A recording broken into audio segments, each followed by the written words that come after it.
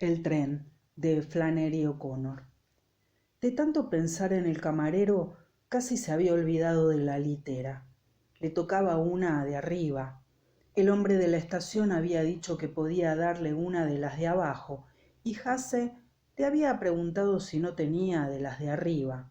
Al acomodarse en el asiento, Hasse se había fijado en que encima de su cabeza el techo era redondeado. Ahí estaba la litera. Bajaban el techo y ahí estaba. Y para subirte tenías que usar una escalera. No había visto ninguna escalera por ahí. Supuso que las guardarían en el armario. El armario estaba justo por donde se entraba. Cuando se subió al tren, había visto al camarero de pie, delante del armario, poniéndose la chaqueta del uniforme. Hasse se había parado justo en ese instante, justo donde estaba. La forma en que movía la cabeza era igual, y la nuca era igual, y el brazo lo tenía igual de corto. Se apartó del armario y miró a Hasse, y Hasse le vio los ojos, y eran iguales, eran idénticos, así de entrada, idénticos a los del viejo Cash, pero después eran diferentes. Se volvieron diferentes mientras los miraba, se endurecieron por completo. ¿A qué hora bajan las camas?, farfulló Hasse. Falta mucho todavía, contestó el camarero, y volvió a buscar otra vez dentro del armario. Hasse no supo qué más decirle. Se fue para su compartimiento. El tren era ahora una marcha gris que avanzaba rauda, dejando atrás atisbo de árboles, de campos veloces y un cielo inmóvil que se oscurecía mientras se alejaba. Hasse reclinó la cabeza en el respaldo y miró por la ventanilla. La luz amarillenta del tren lo bañaba con su tibieza. El camarero había pasado dos veces hacia atrás y dos veces hacia adelante, y la segunda vez que había pasado hacia adelante le había echado a Hasse una mirada severa, y luego había seguido su camino sin decir nada. Hasse se había dado la vuelta para verlo marchar, tal como había hecho la vez anterior. Hasta su forma de andar era igual. Todos los negros de la quebrada se parecían. Eran unos negros de un tipo muy personal, pesados y calvos, pura roca. En sus tiempos, el viejo Cash había pesado 90 kilos, sin un gramo de grasa, y no levantaba más de 1,55 m del suelo. Hasse quería hablar con el camarero. ¿Qué le comentaría el camarero cuando él le dijese: «Soy de East Road»? ¿Qué le diría él? El tren había llegado a Evansville. Subió una señora y se sentó enfrente de Hasse. Eso significaba que a ella le tocaría la litera que había debajo de la suya. La mujer comentó que le parecía que iba a nevar. Dijo que su marido le había llevado en auto hasta la estación y le había dicho que sería toda una sorpresa si no nevaba antes de que él estuviera de vuelta en casa. Tenía que recorrer 15 kilómetros. Vivían en las afueras. Ella iba a Florida a visitar a su hermana. Nunca había tenido tiempo de hacer un viaje tan largo. La vida era así. Las cosas iban pasando una detrás de la otra y daba la impresión de que el tiempo volaba tanto que ya no sabían si eran joven o vieja. Puso una cara como si el tiempo la hubiese engañado al pasar el doble de deprisa cuando ella dormía y no podía vigilarlo. Hasse se alegró de tener a alguien que le diera conversación. Se acordó de cuando era niño, cuando su madre y él y los demás niños iban a Chattanooga en el ferrocarril de Tennessee. Su madre siempre se ponía a conversar con los demás pasajeros. Era como un viejo perro de casa al que acababan de soltar y salía corriendo. Olía cada piedra y cada palo y olfateaba alrededor de cada objeto con el que se encontraba. Y además se acordaba de todos ellos. Años más tarde, de repente, se preguntaba qué sería de aquella señora que iba a Fort West, o se preguntaba si el vendedor de Biblias había conseguido sacar a su mujer del hospital. Sentía una especie de anhelo por la gente, como si lo que le pasaba a las personas con las que conversaba le pasara a ella. Era una Jackson, Annie Lou Jackson. Mi madre era una Jackson, dijo Hasse para sus adentros.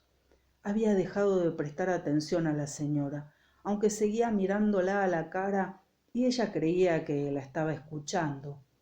Me llamo Hazel Wickers. Tengo 19 años. Mi madre era una Jackson. Me crié en Eastrod, Tennessee. Pensó otra vez en el camarero. Le preguntaría al camarero. De pronto se le ocurrió que el camarero podía ser el hijo de Cash. A Cash le había fugado un hijo. Eso pasó antes de que Hasse naciera. Aún así, seguro que el camarero conocía a Eastrod. Hasse miró por la ventanilla y vio las negras siluetas giróvagas adelantándose a toda velocidad. Si cerraba los ojos, entre cualquiera de ellas distinguía a Eastrod y lograba encontrar las dos casas con el camino en el medio y la tienda y las casas de los negros y aquel granero y el trozo de valla que se internaba en el prado entre gris y blanco con la luna en lo alto. Era capaz de ver la cara de la mula suspendida encima de la valla y ahí la dejaba para que sintiera la noche. Él también la sentía su suave caricia en el aire. Había visto a su mamá acercarse por el sendero y secarse las manos en el mandil que acababa de quitarse. La había visto aparecer sombría como si fuese la encarnación de la noche y luego de pie en la puerta. Hasse, Hasse, ven aquí. El tren lo decía por él. Quiso levantarse e ir a buscar al camarero. ¿Vas para tu casa?, le preguntó la señora Hausen. Se llamaba señora de Wallace Ben Hausen. De soltera se apellidaba Hitchcock. Exclamó Hasse sobresaltado. Me bajo en Tulkingham. La señora Hausen conocía algunas personas en Evansville que tenían un primo en Tulkingham. Un señor Henrys, no estaba segura. Siendo de Tulkingham, Hasse había de conocerlo. ¿Alguna vez habías oído hablar de...? No soy de Tulkingham, refunfuñó Hasse. Yo no sé nada de allí. No miró a la señora Hausen. Sabía lo que le iba a preguntar. Vio venir la pregunta y vino. ¿Y se puede saber dónde vives? Quería huir de ella. Eso estaba allí, murmuró revolviéndose en el asiento. Luego añadió, es que no me acuerdo, estuve una vez, pero esta es la tercera vez que voy a Tulkingham, se apresuró a explicar. La cara de la mujer había surgido ante él y los miraba con fijeza. No volví más desde aquella vez que fui y yo tenía 6 años. No sé nada de ese lugar. Una vez vi ahí un circo, pero no... Oyó un ruido metálico al final del vagón y se asomó para ver de dónde venía. El camarero iba bajando las paredes de los compartimientos del principio del vagón. Tengo que ver al camarero, dijo Hausse, y escapó pasillo abajo. No sabía qué le iba a decir al camarero. Cuando lo tuvo delante, seguía sin saber qué le iba a decir. Supongo que se prepara para hacerla ya, comentó Hasse. Así es, dijo el camarero. ¿Cuánto tarda en hacer una?, preguntó Hasse. 7 minutos, contestó el camarero. Yo soy de Eastrod, dijo Hasse. Soy de Eastrod, Tennessee. Pues eso no está en esta línea, le aclaró el camarero. Te has equivocado de tren si cuentas con llegar a un sitio como ese. Voy a Tulkingham, dijo Hasse. Me crié en Eastrod. ¿Quieres que te haga la litera ahora mismo?, le preguntó el camarero. Respondió Jase. Eastrode, Tennessee. ¿Qué, no oyó hablar de Eastrode? El camarero bajó un lateral del asiento. Yo soy de Chicago, le dijo. Echó las cortinas de ambas ventanillas y bajó el otro asiento. Hasta la nuca era la misma. Cuando se agachó se le vieron 3 pliegues. Era de Chicago. Está justo en medio del pasillo. Vendrá alguien y va a querer pasar, le dijo y le dio la espalda a Jase. Me parece que mejor me voy a sentar un rato, dijo Jase sonrojándose. Al regresar a su compartimiento, notó que la gente lo observaba con atención. La señora Hausen miraba por la ventanilla. Se volvió y lo examinó con suspicacia. Luego dijo que todavía no se había puesto a nevar, ¿verdad? Y soltó una parrafada. Imaginaba que a esa hora su marido se estaría preparando la cena. Ella pagaba a una chica para que le hiciera la comida, pero para la cena se la arreglaba solo. Le parecía que eso de vez en cuando no le hacía daño a ningún hombre. Al contrario, pensaba que a él le venía bien. Wallace no era gandul, pero no tenía ni idea de lo sacrificado que era ocuparse todo el santo día de la casa. La verdad es que no sabía cómo iba a sentirse en Florida con alguien sirviéndola todo el rato. El camarero era de Chicago. Hacía 5 años que ella no se tomaba vacaciones. La última vez había ido a ver a su hermana a Grand Rapids. El tiempo vuela. Su hermana se había mudado de Grand Rapids a Waterloo. Si llegaba a cruzarse ahí mismo con los hijos de su hermana, no sabía bien si iba a ser capaz de reconocerlos. Su hermana le había escrito que estaban tan grandes como su padre. Las cosas cambian deprisa, le decía. El marido de su hermana había trabajado en la compañía de agua de Grand Rapids. Tenía un buen puesto, pero en Waterloo Estuve ahí la última vez, dijo Jase. No me bajaría en Tulkingham si eso estuviera ahí. Se vino abajo como, no sé, como... Debes de estar pensando en otro Grand Rapids, le dijo la señora Hausen frunciendo el ceño. La Grand Rapids de la que yo te hablo es una ciudad grande y está donde ha estado siempre. Lo miró con fijeza un instante y luego continuó.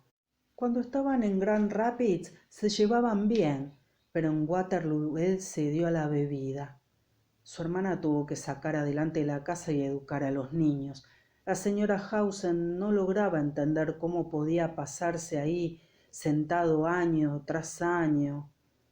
La madre de Jase nunca había hablado demasiado en el tren, más bien escuchaba. Era una Jackson.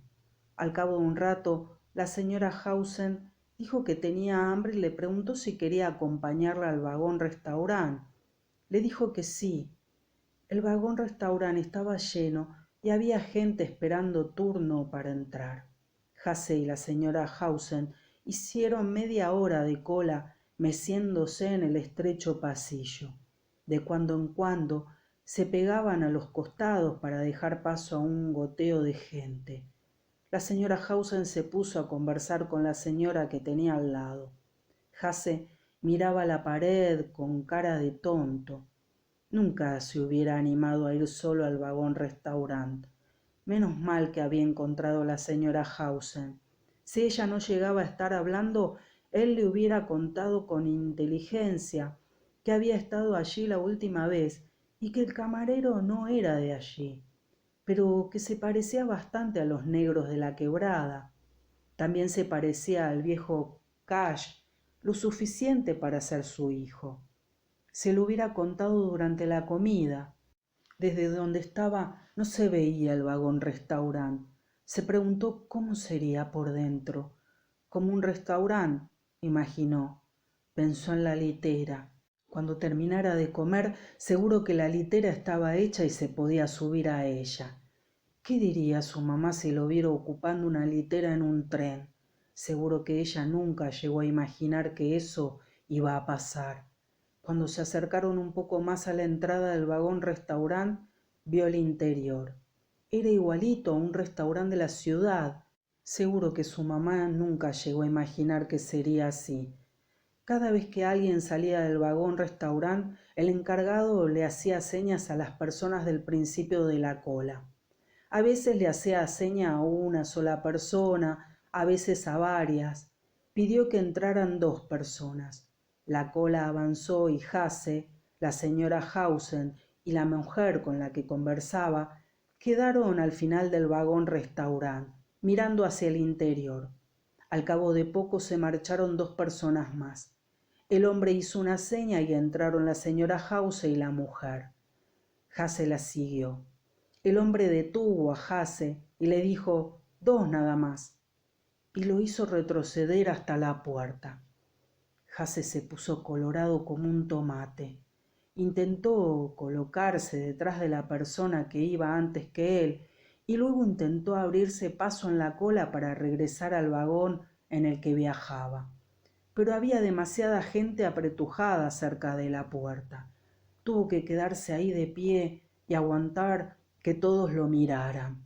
Durante un rato nadie se marchó y tuvo que quedarse ahí de pie.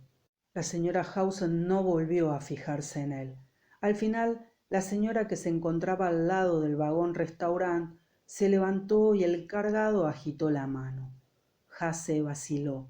Vio la mano agitarse otra vez y entonces avanzó. Recorrió el pasillo tambaleándose y antes de llegar a su sitio chocó contra 2 mesas y se le cayó encima el café de alguien. No miró a las personas que estaban sentadas a su mesa. Pidió lo primero que vio en el menú y cuando se lo sirvieron se lo comió sin pensar en lo que era. La gente con la que compartía mesa había acabado y notó que esperaban y mientras aprovechaban para verlo comer. Cuando salió del vagón restaurante se sentía débil y las manos le temblaban solas, con movimientos imperceptibles. Era como si hubiera pasado un año desde que había visto al encargado hacerle señas para que se sentara. Se detuvo entre 2 vagones. Para despejarse inspiró hondo el aire frío. Funcionó. Cuando regresó a su vagón, todas las literas estaban montadas y los pasillos oscuros y siniestros flotaban envueltos en un verde espeso. Se dio cuenta otra vez de que tenía una litera, de las de arriba, y de que ya podía meterse en ella. Podía tumbarse y subir la persiana un poquito para mirar y vigilar, justo lo que pensaba hacer, y ver cómo pasaban las cosas de noche desde un tren en marcha. Podía observar la noche en movimiento. Tomó el macuto, se fue al lavabo de caballeros y se puso la ropa de dormir. Un cartel indicaba que había que avisarle al camarero para subir a las literas de arriba. Se le ocurrió de repente que a lo mejor el camarero era primo de alguno de los negros de la quebrada. Podía preguntarle si tenía algún primo en Nistrod o en Tennessee. Fue pasillo abajo a buscarlo. A lo mejor podían charlar un poco antes de que él se metiera en la litera. No encontró al camarero al final del vagón y se fue para la otra punta. Al ir a doblar, chocó con algo pesado, color rosa, que lanzó un grito ahogado y masculló: «¡Serás torpe!». Era la señora Hausen, envuelta en un salto de cama rosa, con la cabeza llena de bigudíes. Se había olvidado de ella. Daba miedo verla con el pelo brillante, peinado para atrás, y esos rizadores que parecían setas negras enmascarándole la cara. Ella trató de avanzar y él quiso dejarla pasar, pero los 2 se movieron a la vez.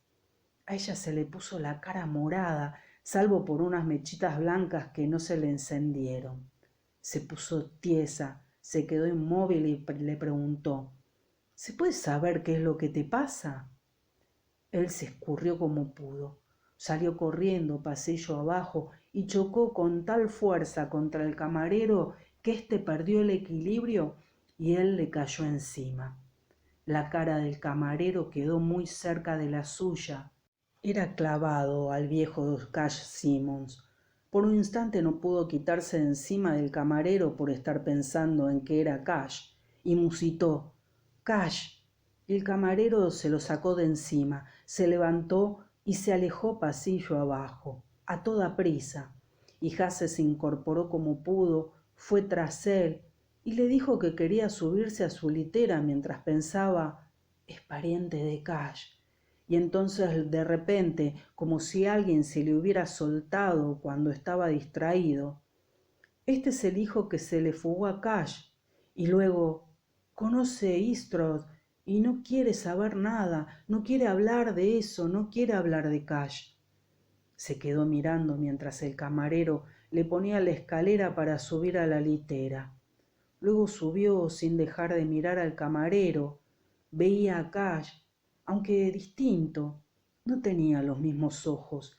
Y cuando estaba a medio subir, dijo, sin dejar de mirar al camarero: «Cash está muerto. Un puerco le pegó el cólera». El camarero se quedó con la boca abierta y, observando a Hasse con desdén, masculló: «Soy de Chicago. Mi padre era empleado del ferrocarril». Hasse se lo quedó mirando y se echó a reír. «Un negro empleado del ferrocarril». Y rió otra vez, y el camarero apartó la escalera con un movimiento del brazo tan brusco que Hasse tuvo que agarrarse de la manta. Se acostó boca abajo en la litera, temblando por la forma en que había subido. El hijo de Cash, de Eastrod, pero que no quería saber nada de Eastrod, que odiaba a Eastrod. Siguió acostado boca abajo durante un rato, sin moverse. Era como si hubiese pasado un año desde que se había caído en el pasillo encima del camarero. Al cabo de un rato se acordó de que en realidad estaba en la litera. Se dio la vuelta, encendió la luz y miró a su alrededor. No había ventana. En la pared del costado no había ninguna ventana. No se subía hacia arriba para convertirse en ventana. No había ninguna ventana disimulada en la pared. Había como una red de pesca en toda la pared del costado, pero no había ninguna ventana. Por un instante se le pasó por la cabeza que eso era obra del camarero. Le había dado esa litera que no tenía ventana, solo una red de pesca colgando a lo largo, porque lo odiaba. Seguro que eran todos iguales.